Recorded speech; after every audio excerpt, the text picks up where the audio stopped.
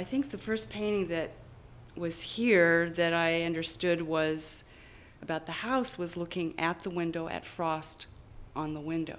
So the natural world was on the window. And so then there was another painting of what I saw through the window from a different place in the house. And after 2 or 3 images of windows, it was apparent that I needed to sort of shift my attention, and that's when the floor and the siding and different images of the house sort of rolled out. But they rolled out one by one, and that just kept going. And 4 or 5 years later, I started to realize that I had started to document the house, not so much nature, but this other kind of structure. You and I were talking earlier about the camera and how sort of generous it is right now that we can just kind of grab at. The camera sort of does this work for us, what our eye is seeing. And where this is different is that I'm seeing the same thing day after day.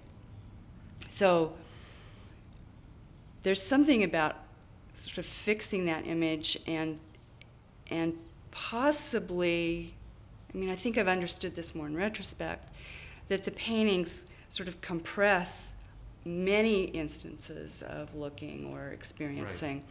That there's, by fixing, it's not the temporal as much as the durational.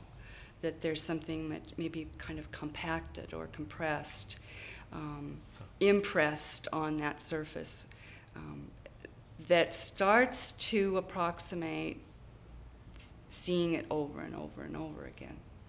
The painted image is a parallel system to a lived experience. That's, in a way, that's, I think, what I've come to understand. They're not really going to learn about my life or this house, because really what I'm asking them to do is learn to, or see the painting as a language system or as a visual system. I want the painting to engage the viewer in the same way that I've engaged other kinds of representation. Many people think these paintings are abstract.